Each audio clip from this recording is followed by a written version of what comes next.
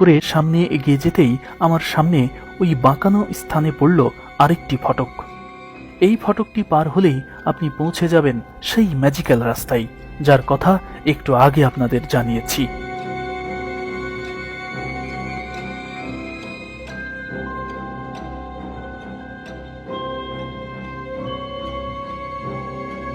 Magical রাস্তায় আরও কিছু কৌশল অবলম্বন করা হয়েছে, যেমন এই যে হাতের বাম পাশের এই দরজাটি আপনারা দেখুন, দরজাটি কত ছোট, খুবই ছোট, কিন্তু এই দরজার মধ্যে যে ঘর অর্থাৎ দরজার ওপারের যে অংশ সেটি কিন্তু বড়। অর্থাৎ এখানে যে প্রহরীরা থাকতেন, কতজন প্রহরী যে এই জায়গায় থাকতেন তা কিন্তু শত্রুপক্ষ যারা তারা কিন্তু জীবনেও বুঝতে পারবে না। এই যে প্রাচীরগুলো দেখেন, তখন বলেছিলাম যে প্রাচীরগুলো এক মানুষ, এখানে এসে দেখেন প্রাচীর কত উঁচু হয়ে গেছে, নিশ্চয়ই বুঝতে পারছেন প্রাচীরগুলো কত উঁচু হয়ে গেছে। একেবারে দেখেন কত উঁচু, আমি কিন্তু হাতে পাচ্ছি না, এই যে আমার হাত দেখেন কোন পর্যন্ত এসছে, তারপরেও কিন্তু প্রাচীর যে উঁচু সেটি কিন্তু শেষ হচ্ছে না। তার মানে দেখেন শত্রুদের ঘোড়া যখন এই পজিশনে আসবে তখন ঘোড়াগুলো যেমন পদদলিত হতে থাকবে, ঘোড়ার চালকরা বা সেই সময় শত্রুরা যে পদদলিত হতে থাকবে, একইভাবে ঘোড়া কিন্তু লাফ দিয়ে যে উপরে উঠে যাবে সেটিও পারবে না, কারণ এখানকার প্রাচীর ওখানকার চেয়ে অর্থাৎ শুরুর দিকের চেয়ে এখানকার প্রাচীর উঁচু। এই ম্যাজিক্যাল পথ দিয়েই দূরের ওই পাহাড়ের উপরে যেতে হবে আমাকে, কারণ ওখানেই রয়েছে মূল দুর্গ, রয়েছে রাজপ্রাসাদ, হাওয়াখানা সহ অনেক কিছু। ভয়ঙ্কর রহস্যে ঘেরা এই ফোর্টের বর্তমান নাম দৌলতাবাদ হলেও যখন এই ফোর্ট তৈরি করা হয় তখন এর নাম ছিল দেবগিরি, অর্থাৎ দেবতার পাহাড়। তবে পরবর্তীতে দিল্লির সুলতান মোহাম্মদ বিন তুঘলক যখন এই ফোর্ট জয় করেন তখন তিনি এই ফোর্টের নাম দেন দৌলতাবাদ। অর্থাৎ ঔরঙ্গাবাদের মাটি খুবই উর্বর, যেখানে দৌলত বা প্রচুর শস্যের আবাদ হয়। আর এখানকার এই উর্বর মাটিকে দৌলতের সঙ্গে তুলনা করে মোহাম্মদ বিন তুঘলক এই ফোর্টের নাম দেন দৌলতাবাদ।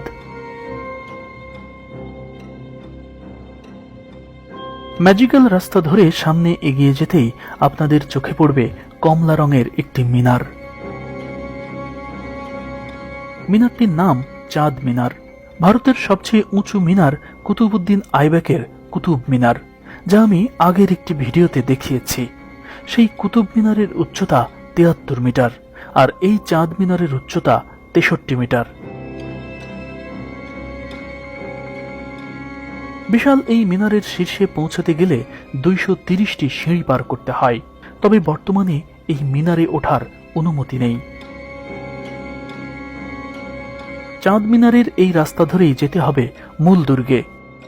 দূরের ওই পাহাড়ের উপরে যে ছোট আকারের প্রাসাদগুলো দেখা যাচ্ছে সেখানেই আপনাদের নিয়ে যাব আমি, তবে তার আগে বাম পাশের এই চত্বরটা দেখাতে চাই।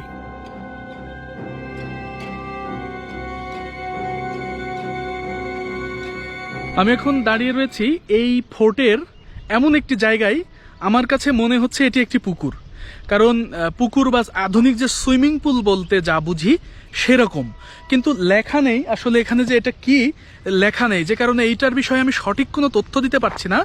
তবে দেখে আমার কাছে মনে হচ্ছে এটা একেবারে সে সময়ের পুকুরই ছিল। আর যেহেতু এটি পাহাড়, তাই পাহাড়ের ওপর পানি জমিয়ে রাখার জন্য এখানে এর নিচে অংশ অর্থাৎ পাটাতন যেটা, সেটিও কিন্তু পাকা করা, অর্থাৎ পানি চুষে নেবে মাটি, এইরকম ব্যবস্থা এখানে ছিল না, পানি চুষার কোনো সিস্টেমই ছিল না।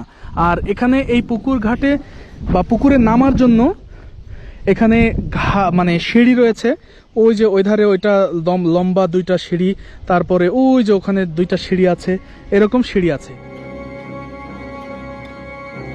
এই জলাশয়ের পাশেই রয়েছে একটি প্রাচীন মন্দির, যেখানে আজও পূজা হয়। দূরে যে দুজন মানুষ চলে গেল ওই পাশ দিয়েই মূলত এই এখানে আসার যে পথ, অর্থাৎ ওখানে এসে যখন শত্রুপক্ষরা ভেতরে আসবে এসে দেখবে এখানে একটি মন্দির রয়েছে এবং মন্দিরের চারিধার প্রাচীরে ঘেরা।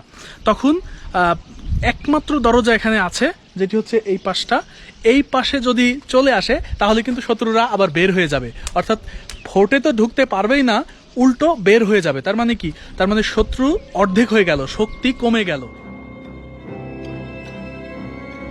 মন্দিরের এই পিলারগুলো দেখে ধারণা করা যায় যে এটি এখানকার বারান্দা, এবং এই বারান্দার উপর ওই সময় হয়তো ছাদ ছিল।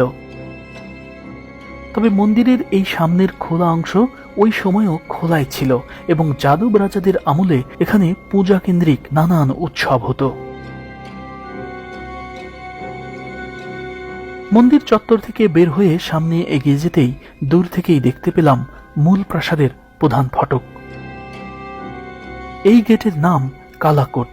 এর ডান পাশে এখন যে ধ্বংসপ্রায় ইমারতটি দেখতে পাচ্ছেন, এটা ছিল মসজিদ। মুসলিম শাসকরা যখন এই দুর্গ শাসন করেছেন, মসজিদটি সেই সময়ের। মূল প্রাসাদের দিকে যত এগিয়ে যাচ্ছি ততই উপরে উঠছি এবং ততটাই হাঁপিয়ে উঠছি।